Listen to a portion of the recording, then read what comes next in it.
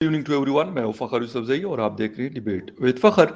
आज हम इस डिबेट में बात करेंगे पाकिस्तान के इकोनॉमी के हवाले से, पाकिस्तान के फॉरेन डेट्स के हवाले से और पाकिस्तान में जो टैक्सेस पहले लगे हुए थे या जो नए टैक्सेस लगाए जा रहे हैं। कहा जाता है कि दुनिया में अमीरों से टैक्स लेकर गरीबों की जिंदगियां बेहतर की जाती है, लेकिन पाकिस्तान शायद दुनिया का वाहिद मुल्क है जहां पर गरीबों से पैसे लेकर अमीरों को पाला जाता है। और आजकल तो इस हुकूमत में, इमरान खान साहब की जो हुकूमत है, इसमें तो ये चीज बड़ी उन्होंने बार बार ये साबित की है। चाइना का दौरा हुआ, वहां से भी कोई जवाब मतलब कोई अच्छा नहीं आया। इसके साथ साथ सऊदी अरेबिया से जो हमने पैसा पकड़ा हुआ है उस पर इंटरेस्ट की बात अगर हम करें कि वो कितना है, ये सारी चीजें, बिजली एक दफा फिर महंगी कर दी गई, ₹3.5 यूनिट फिर महंगा किया गया। और जून के महीने में जो हमें पैसे एक और इंस्टॉलमेंट मिलनी है आईएमएफ से, अभी से उसकी कंडीशन जो है वो आना शुरू हुई है। और जो हमारे शौकत तरीन साहब हैं वो बार बार यही बयानात दे रहे हैं कि भाई अभी एंड नहीं हुआ, ना महंगाई का, ना टैक्सेस का, ना किसी और चीज का। अभी आप लोग मजीद सरप्राइजेस जो है हम आपके लिए लेके आ रहे हैं, और वो जबरदस्त, रोज कोई ना कोई सरप्राइज बिल्कुल as a nation, as a Pakistani, as a citizen of Pakistan हमें वो दे रहे हैं। आज इन सारी चीजों पे, सारे मुद्दों पे बात करने के लिए मुझे ज्वाइन कर रहे हैं सीनियर एनालिस्ट और टीवी एंकर डॉक्टर बशारत साहब ने मुझे ज्वाइन किया। यकीनन आप उनको जानते हैं, इस प्लेटफॉर्म पे भी आप लोगों ने उनको देखा हुआ और मुख्तलिफ टीवी चैनल्स पे भी शोज में अपेयर होते रहते हैं। Sir, thank you very much for joining the show. Thank you जी।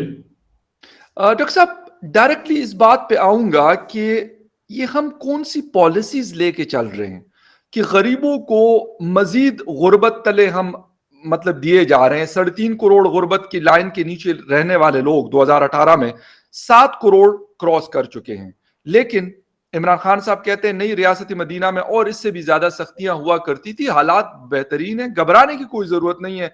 शौकत तरीन साहब कहते हैं कि this is not the end, IMF से हमने और पैसा भी पकड़ना है और आप लोग तैयार रहें, बिजली भी महंगी होगी, पेट्रोल भी महंगा होगा, गैस भी महंगी होगी और महंगाई भी एंड नहीं हो रही, मजीद जाएगी। सर, आखिर हो क्या रहा है हमारे साथ? देखें, हो ये रहा है कि अगर आप ऐसे लोग लगा देंगे, ऐसे लोगों को अपनी टीम में लेंगे जिनको अपने फील्ड के बारे में कुछ पता नहीं है, जो कि इधर-उधर की सुनी-सुनाई बातों के ऊपर चलते हैं जी, और ब्यूरोक्रेट्स उनको जिस तरफ मर्ज़ी ले जाएँ। ब्यूरोक्रेट्स में आप देख लें, पाकिस्तान जी, की ये बदकिस्मती है। देखें, इंडिया में उन्होंने आईआईटीज़ बनाए हुए हैं, इंडियन इंस्टीट्यूट ऑफ टेक्नोलॉजीज़। वहाँ से उनके जो इंजीनियर्स निकलते हैं, वो इतने ज़्यादा हाईली क्वालिफाइड होते हैं कि अगर वो यहाँ पर आईआईटी का इम्तिहान फेल कर लें, तो वो जाकर अमेरिका में वो पास कर सकते हैं। वहाँ के अमेरिका का जो स्टैंडर्ड है, वो इनसे लो है। हमने इस तरह की कोई क्या कोशिश नहीं की बात। कि अच्छे जो है ना इंस्टीट्यूशंस बनाते इंजीनियरिंग के, टेक्नोलॉजी के पाकिस्तान में, और वहाँ से जो ग्रेजुएट्स होते उनको हम मिनिस्ट्रीज में लाते। इस वक्त हमारी जी, मिनिस्ट्रीज में जितने सेक्रेटरीज हैं, लेवल के लोग हैं, वो इंजीनियर्स नहीं हैं। कम करेक्ट, देखें, पाकिस्तान में एक पाकिस्तान इंजीनियरिंग काउंसिल एक्ट है, उसके तहत जितने भी इंजीनियरिंग डिपार्टमेंट्स हैं, मिनिस्ट्रीज हैं, कोई भी जहां पे भी इंजीनियरिंग का काम होता है, उस जी, डिपार्टमेंट का हेड आप सिर्फ इंजीनियर को लगाते हैं। इसके ऊपर सुप्रीम कोर्ट की रूलिंग भी मौजूद है। जब एक जी, पार्लियामेंट का एक्ट है तो आप उसको फॉलो नहीं करते, स्पेशली इस हुकूमत में तो करेक्ट, बिल्कुल फॉलो नहीं किया गया।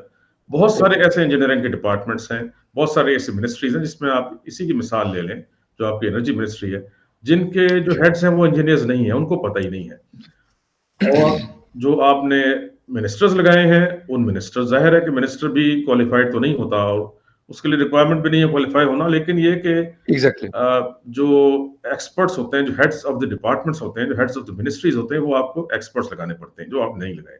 अब मैं आपको एनर्जी की आपने बात की, देखें, जब ये लोग आए हैं 2018 में, उस वक्त सर्कुलर डेट को 1100 अरब के करीब था।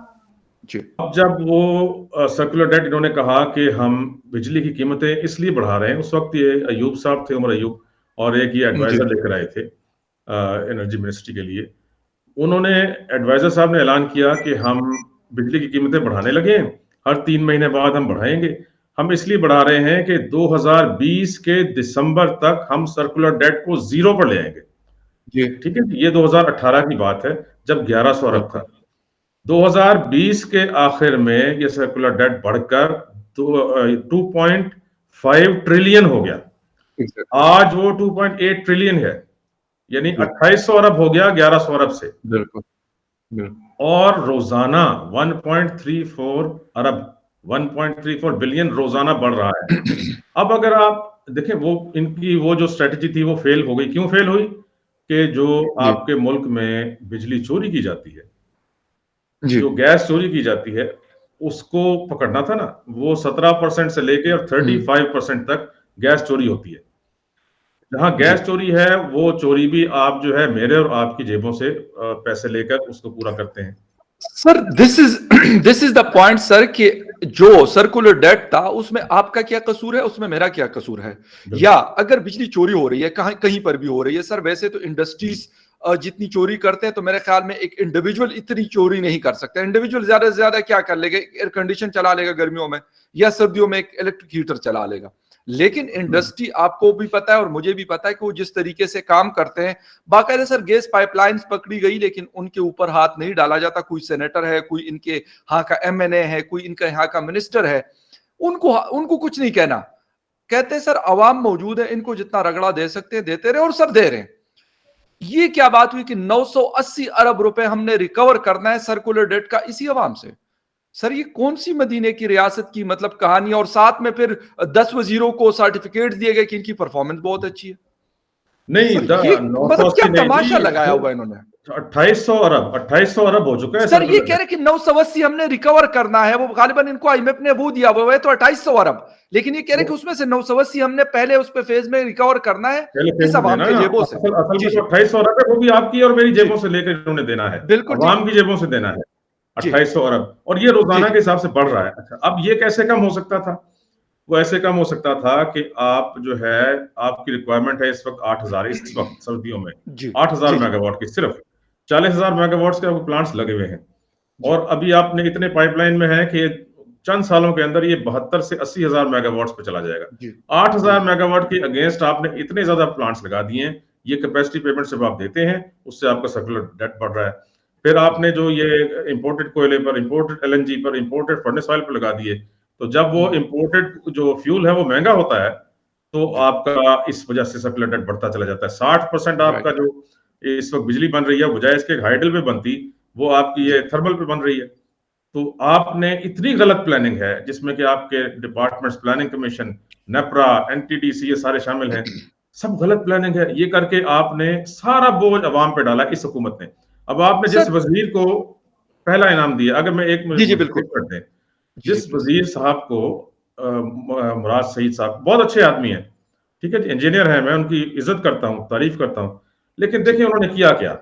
आते के साथ उन्होंने हर चीज की, उन्होंने उन्होंने दिखाया गया कि भाई, उन्होंने पूछा कि खसारे में जा रही है या इसमें मुनाफे में जा रही है हमारी मिनिस्ट्री। बताया कि जी हर डिपार्टमेंट खसारे में जा रहा है। उसने कहा अच्छा ऐसा करो, हर चीज का रेट बढ़ा दो। इसी मतलब है कि अगर जो है डाक का लिफाफा, बहुत इंपॉर्टेंट बात बता रहा हूँ, कोई नहीं आपको एग्जैक्टली बताएगा सर। मीडिया पे। जी जी। डाक का लिफाफा जो 8 रुपए का था, उसको 20 रुपए का कर दो। कितने? हम्म 250% इंक्रीज। जो रजिस्ट्री 30 रुपए में होती थी, वो 110 रुपए की कर दो। 300% इंक्रीज। ठीक है जी। जो मोटरवे का जो टोल है वो 300 रुपए था, उसको बढ़ा एग्जैक्टली। के 1400 रुपए कर दो। कितने? सौ बिल्कुल परसेंट सर। इंक्रीज है। बिल्कुल। आपने सारा का सारा बोझ अवाम पर डाल दिया ना। अच्छा, उसके बाद आज मैं सुबह देख रहा था कि जो हैदराबाद से लेके कराची तक की मोटरवे है, उसकी जितनी बुरी हालत हो सकती है, वो किसी गांव की सड़क से भी बुरी तरह के उस पर खड्डे पड़े एग्री। हुए हैं, वो यस सर। चलने का नहीं है। तो आप जब किसी को पहला इनाम देते हैं, तो आपको कारकर्दगी जो है देखा तो करें। मतलब ये है कि बहुत अच्छी बात है सर। कि आपको इस तरीके सर से। आपने मोटरवेज की बात की। इन लोगों के हाथ की बनी हुई सवात मोटरवे पे अगर आप ट्रेवल कर लें, आपको पता चल जाएगा कि सर 83 किलोमीटर की मोटरवे है, 83 बिलियन रुपीस में बनी है आज से 5 साल पहले। उसकी हालत चेक कर लें। इनके हाथों की बनी हुई सड़कें, जिसका ये दावा करते कि हमने सस्ती सड़कें बनाई, उसको चेक कर लें।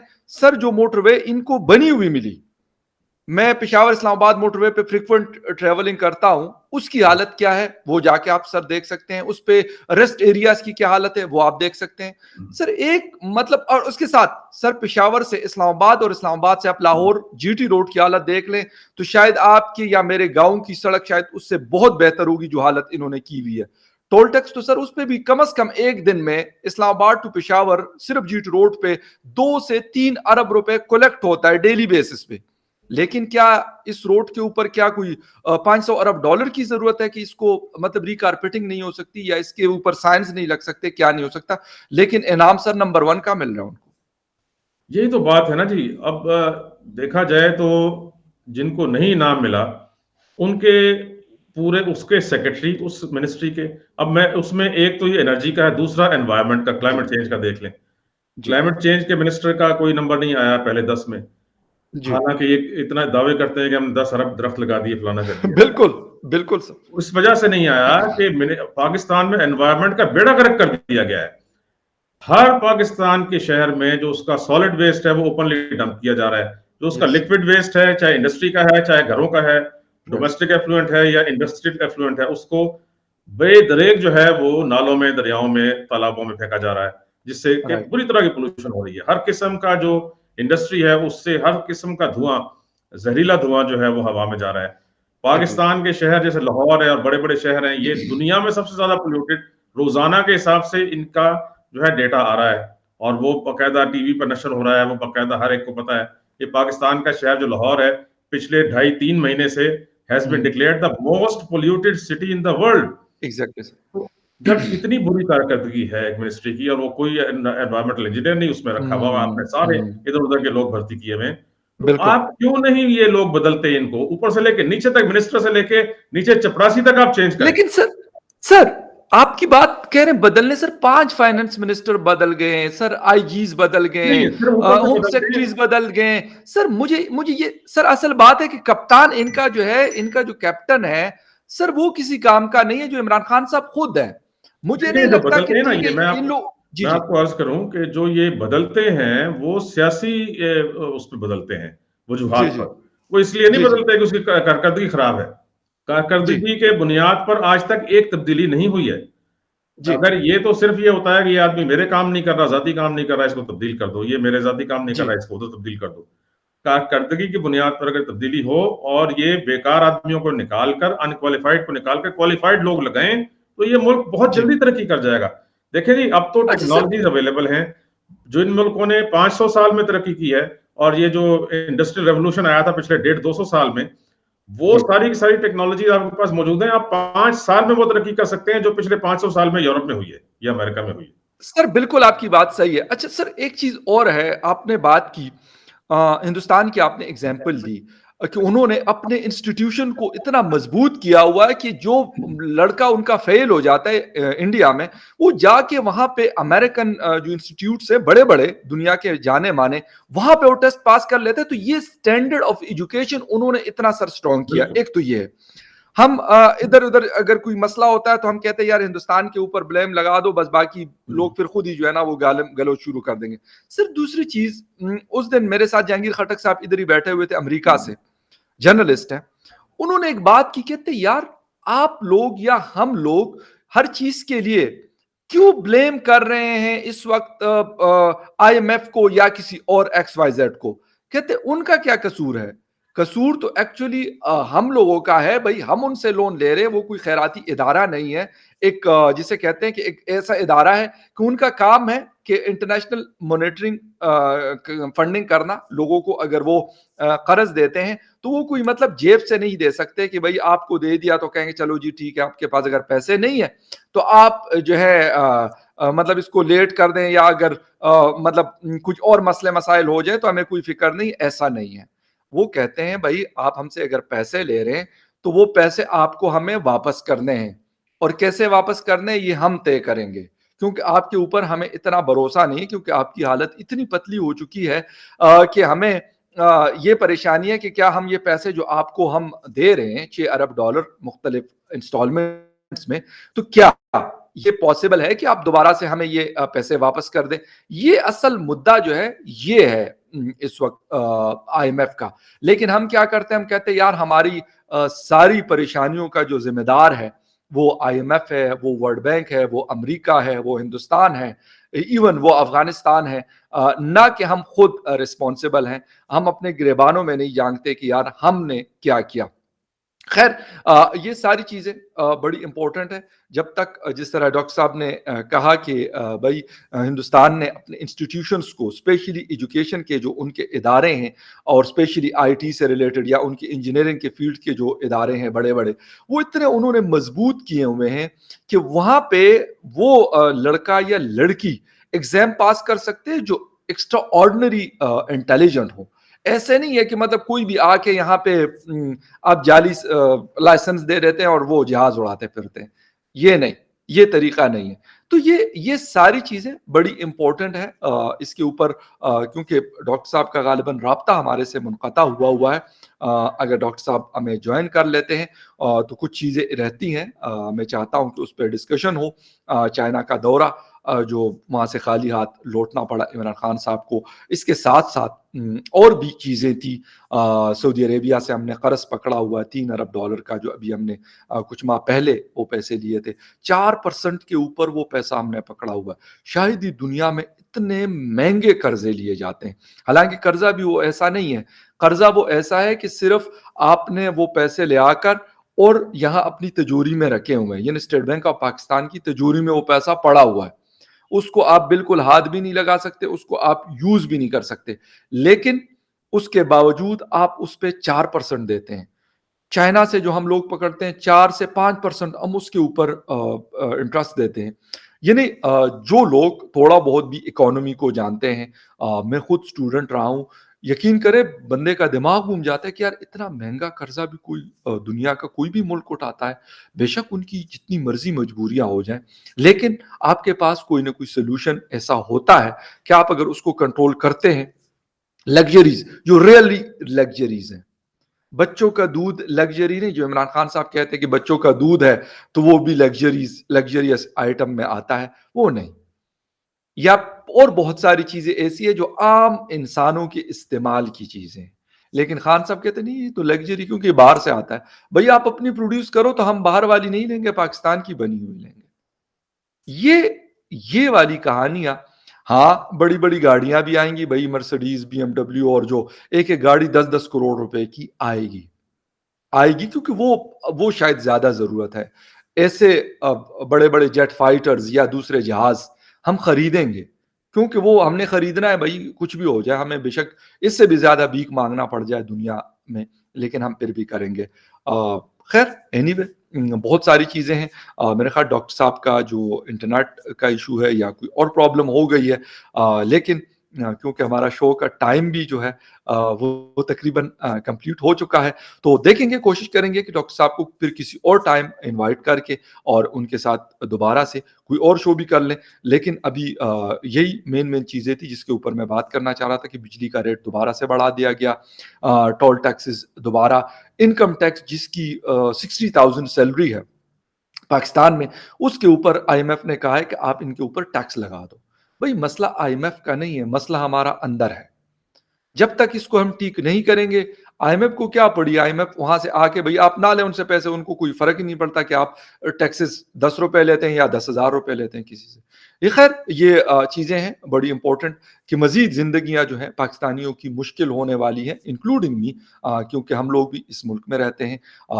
लेकिन कुछ हो नहीं सकता क्योंकि जब तक ये लोग बैठे हुए हैं, तो अच्छे की कोई उम्मीद नज़र दूर-दूर तक नहीं आती। मदीने की रियासत और घबराना नहीं और हालात बेहतर हो रहे हैं, 3 महीने में ये हो जाएगा, 6 महीने में वो हो जाएगा, ये कहानियाँ 4 पौने 4 साल से हम ये सुन रहे हैं। लेकिन यकीन मुकम्मल तौर पे, ट्रस्ट मुकम्मल तौर पे, मेरा नहीं सिर्फ़ कि मैं इमरान खान साहब को वो नहीं करता, किसी का भी ट्रस्ट जो है वो ख़त्म हो चुका है। मेरे ख़्याल डॉक्टर साहब ने जॉइन कर रहे हैं मुझे। डॉक्टर साहब सर आपको आवाज़ आ रही है भाई मेरी? डॉक्टर जी, साहब आपको मेरी चलिए आवाज़ आ रही है? आपकी आवाज़ आती रही है जी, जी, मुझे। ठीक है, ठीक है। डॉक्टर साहब मैं तो बस वाइंड अप करने वाला था, मैंने कहा शायद आप दोबारा से जॉइन नहीं कर पा रहे, लेकिन वो बात हम यहीं से शुरू करेंगे कि हमारे मसाइल के ज़िम्मेदार हम खुद हैं, लेकिन ब्लेम हम करते हैं हिंदुस्तान को, ब्लेम हम करते हैं अमेरिका को, ब्लेम हम करते हैं आईएमएफ को। क्या वजह है सर? हम खुद अपने गिरबानों में क्यों नहीं झाँकते? अपने सिस्टम को ठीक करने की तरफ क्यों नहीं जाते? देखिए, क्योंकि ये लोग वो हैं जिनको किसी किस्म की कोई नॉलेज नहीं है, कोई इनकी क्वालिफ़िकेशन नहीं है इस काम के हुँ, लिए। और ये ना कोई एक्सपीरियंस है और ना कोई नॉलेज है, इवन के जो होती है ना जनरल नॉलेज कहते हैं, वो भी नहीं है इनमें। सर, देख, मैं आपको मिसाल देता हूँ, एक साल में 30 अरब डॉलर्स हमारे ओवरसीज पाकिस्तानी भेजते हैं एक साल में। सर, बिल्कुल, IMF आपको देता है 2 अरब डॉलर। ठीक है, आपने भीख मांग कर जो मुख्तलिफ मुल्कों से लिए हैं, वो 2 अरब 3 अरब डॉलर्स लिए हैं। बिल्कुल, ठीक है, बिल्कुल। अब 2 अरब उसके लगा लें, आप 2 अरब जो है वो 3 अरब लगा लें, इसके सऊदी अरब के लगा लें, जी, बस यही है ना। और 1 अरब शायद एग्ज़ैक्टली, दिया था इसने, UAE ने दिया था, वो उसको वापस भी दे दिया इन्होंने। बिल्कुल सर। तो ये 4 अरब डॉलर लेकर आपने एक तरफ उसको 4% मुनाफा दे रहे हैं सऊदी अरब को, दूसरी तरफ बिल्कुल, IMF को अलग मुनाफा देंगे। और सर, IMF की इतनी शरायत है कि वो नाकों से लकीर आपके निकलवा रहा है, लकीरें बिल्कुल, निकलवा रहा है जमीन बिल्कुल, के ऊपर। बिल्कुल, तो बिल्कुल। 30 अरब डॉलर जो आपको दे रहा है, आप अगर अपने अखराजात को, अपनी इंपोर्ट्स को कंट्रोल कर लें और सिर्फ जो एसेंशियल चीजें चाहिए वो आप मंगाएं, बिल्कुल, जिसमें कि raw material for required for the industry है। बाकी यस, आप तो हर चीज बाहर से मंगवा रहे हैं आपके, जबकि वो सारी चीजें पाकिस्तान में बनती हैं और बन यस सर, सकती हैं। ठीक है जी, बिल्कुल। आप बिल्कुल इंपोर्ट्स बाकी बेकार किस्म की जो है वो बंद करें। हुँ, तो ये हुँ, 30 अरब डॉलर जो आते हैं, ये आधे आपके पास वैसे ही बच जाएंगे और ये आपके खजाने में जाएंगे। एग्री, ये 30 अरब डॉलर एग्री। जो है, ये मुफ्त में आपको मिल रहा है, ये लोन नहीं है जो बिल्कुल, ये ओवरसीज बिल्कुल, पाकिस्तानी से भेजते हैं। ये तो वो बाहर से डॉलर्स आपको भेजते हैं, आप उनके रिश्तेदारों को रुपए छाप कर कागज के उनके हवाले करते हैं और डॉलर अपने खजाने में डालते हैं। ना जी, कोई आपको इंटरेस्ट देना पड़ता है, ना ये लोन है कि आपने वापस करना है, ये आपके खजाने में आ जाते हैं। यही अगर आप इन ओवरसीज पाकिस्तानीज के लिए, मैं मेरे पास स्कीम्स हैं, ठीक है जी, मैं राइट, ओवरसीज पाकिस्तानी हूं, मैं ऐसी स्कीम्स आपको दे सकता हूं कि 30 अरब से जो बढ़कर 100 अरब डॉलर हो जाए साल का। एग्ज़ैक्टली। आप उनके लिए इन्वेस्टमेंट स्कीम्स बनाए ना, लेकिन लेकिन आपके पास आपके सर पास ये तो सोचने समझने की सलाहियत ही नहीं है। सर ये पॉइंट आपका बिल्कुल वैलिड है, बिल्कुल आपकी बात सही है। आप जैसे और बहुत सारे लोग ऐसे हैं, लेकिन सर जो काम वाले बंदे हैं, उनको तो ना वो आगे आने देते और मुझे लगता है कि वो ना चाहते हैं कि ये मसाइल हल हो। क्योंकि अगर बिल्कुल, सर ये मसाइल हम लोगों के हल हो जाते हैं, तो फिर हम कुछ इससे बेहतर सोचेंगे ना। हम ये सोचेंगे कि हाँ यार हमने मतलब किसी दुनिया की बड़ी यूनिवर्सिटी में एडमिशन कैसे लेना है, या अगर ये हमारे साथ कुछ और मतलब ज्यादतियां करते हैं तो उसका हम पूछेंगे कि भाई क्यों, वजह क्या है कि आप ये सारी चीजें कर रहे हो। ये क्वेश्चन शायद वो नहीं चाहते कि यार पाकिस्तानी अवाम रोटी के पीछे इनको सर लगा दो, सुबह से लेकर रात तक ये यही भाग दौड़ करते रहे कि यार 2 वक्त की रोटी किसी तरीके से मिल जाए, बाकी जो मर्जी हो जाए। बच्चा मेरा तालीम अगर उसकी नहीं है कोई फर्क नहीं पड़ता, बस पेट उसका भरा हो, बस बाकी खैर है। कोई उसके पास हॉस्पिटल नहीं है, अगर वो कहीं मतलब जो मर्जी तकलीफ में, कोई मसला नहीं। सर ये जानबूझकर अगर ये चाहते तो शायद ये कर सकते थे। और इमरान खान साहब ने सर जितने बड़े दावे किए थे, वो तो मतलब ऐसे लगता था कि ये जैसे आएंगे तो ये लगता है कि आसमान से तारे और चांद को नीचे जमीन पर उतार के पाकिस्तानियों के सामने रख देंगे कि भाई और कोई हुक्म सड़े लायक। लेकिन सर ये चाहते नहीं है कि ये सारा कुछ बेहतर हो। नहीं, ये एक्चुअली चाहते भी होना तो इनमें सलाहियत नहीं है। राइट, इनमें किसी किस्म की जो है समझ बूझ नहीं है, क्वालिफिकेशन इनकी वो नहीं है, राइट, इनके अंदर सलाहियत नहीं है, ये अहलियत नहीं है, जैसे लफ्ज है, खास लफ्ज राइट, जिसका जो है ऑपोजिट होता है ना अहल। वो ये बिल्कुल ना अहल है एक्चुअली, सर, अहलियत ही नहीं है इनमें कि ये काम ये कर सकें। इनमें इतनी भी अहलियत नहीं है कि जो काम करने वाले लोग हैं उनको लगा सकें, right yes man at the right job लगा सकें, मेरिट पर अपॉइंटमेंट्स कर सकें, इतनी भी अहलियत नहीं है। तो सर, बहुत बुरा हाल है। अल्लाह ताला सर इस मुल्क पर रहम करे। सर मतलब ये वाली बात आपकी कि अल्लाह बिल्कुल रहम करता है। वो अशफाक अहमद साहब की कहते हैं कि लोग कहते हैं कि खुदा खैर करे, कहते हैं खुदा तो खैर करता है लेकिन हम खैर नहीं करते। सर ये कब तक आपको मतलब लगता है कि ये जो हम नाक से लकीरें आप कह रहे हैं कि खिंचवाई जाती है हमसे, और हमसे खिंचवाई जाना मेरा ख्याल हम डिजर्व करते हैं, शायद इसीलिए खिंचवाई जाती है, ये खत्म होने का कहीं नाम लेगी? या इसी तरीके से हम कभी चाइना के सामने हाथ जाके जोड़ेंगे, 1 अरब डॉलर दे दे, कभी सऊदी अरेबिया के सामने हाथ जोड़ेंगे, कभी IMF के सामने हाथ जोड़ेंगे, कभी UAE के सामने हाथ जोड़ेंगे, कभी किससे कहेंगे यार उधार तेल दे दो कुछ मतलब साल 6 महीने के लिए। सर एंड होना है या मतलब पाकिस्तान का यही किस्मत लिख दी गई है कि बस चलो यही करते रहो, मांगते रहो पूरी जहां में लेके कचकोल को? देखिए, मैं आपको इसका सोल्यूशन दे देता हूँ, सर बगैर किसी जो है ना मुआवजे के, इस जी, हुकूमत के लिए। देखें, बात यह है कि rapid industrialisation, okay, private sector में आप करोड़ों जॉब्स क्रिएट कर सकते हैं। उसके राइट, लिए हमारे पास पूरा का पूरा रोड मैप मौजूद है, लेकिन कोई हमसे पूछे तो सही। राइट, आपका जो ये सीपैक बन रहा है, इसके अराउंड आपने, इसके अलोंग द सीपैक रूट आपने special industrial zones, special economic zones plan किए हुए हैं, ठीक है जी। जी। लेकिन आप वहां तक ना बिजली पहुंचा सकते हैं, ना आपने गैस पहुंचाइए वहां तक, ठीक है। अब कौन सर वो आएगा वहां चाइनीज पर भी रो लगाएगा? रहे हैं सर, वो चाइनीज मेरे गांव के पास जो चाइनीज रो रहे रशकई हैं, रशकई जोन है में सर, जो वो है ना, रो रहे हैं। कितनी कितनी ज्यादा रशकई है उधर, धाबे जी है। देखिए, आपको सिर्फ बातें करनी आती हैं कि जी बिल्कुल। मुल्क में हम ये कर देंगे, हम वो कर देंगे, हम सीपैक बना देंगे, हम जो है चाइना को हम गवादर बना देंगे। आप गवादर में पानी नहीं है, गैस नहीं है, बिजली बिजली नहीं है। नहीं है, ठीक है जी। आपने क्या किया है अब तक? आपने क्यों नहीं क्वालिफाइड लोग लगाए, ऐसे लोग लगाए जो विजन हो जिनके पास? आपने जी। फिर एक जो है एंग्रो का बंदा लाके उसको सीपैक का हेड लगा दिया, ठीक है जी। बिल्कुल। बिल्कुल। एंग्रो के बंदे आप हर जगह लगाते हैं। एंग्रो का ही एक मैनेजर आपने लगाया था पीडो में। पीडो आप जानते होंगे ना, जी पिशावर जी में। जी। जी जी बिल्कुल सारा बिल्कुल। बोर्ड जो है मुस्ताफी हो गया था। आप एंग्रो के बंदे हर जगह लगाते जाएं और क्वालिफाइड लोगों को आप ना आने दें, तो फिर मुल्क का तो हशर यही होना है ना। और एंग्रो का क्यों आप लगाते हैं बंदा? क्योंकि जो सेकंड नंबर पे आपका मिनिस्टर है, जो कल सेकंड आया है, ठीक है ना, वो एंग्रो से आए थे। तो बात यह हाँ है ना जी। कि आप जब तक अकरबा परवरी को, नेपोटिज्म को, और जो है सिफारिशों को, रिश्तेदारों को और दोस्तों को नवाजने को ये आप नहीं छोड़ेंगे, और आप क्वालिफाइड लोगों को नहीं लगाएंगे ऑन मेरिट, हम्म, और आप ओवरसीज पाकिस्तानीज को नहीं बुलाएंगे जो कि बेहतरीन जॉब्स पर काम कर रहे हैं बाहर, बिल्कुल उनको बिल्कुल। बुलाकर आप ओहदे नहीं देंगे अच्छे, कि जिन पर वो इस मुल्क को कुछ दे सके, अपना जो एक्सपीरियंस है बाहर का। देखें, जी एक बंदा आता है अगर बाहर से अपना एक्सपीरियंस लेकर, वो आपके उस जिस डिपार्टमेंट में आप उसको लगाते हैं, उस डिपार्टमेंट की जो है शक्ल बदल देता है, उस प्रॉफिट, यस सर। उसको प्रॉफिटेबल बना देता है। मैं एक यस। मिसाल देता हूं, जैसे रेलवेज है, बुरी तरह खसारे में जा रहा है।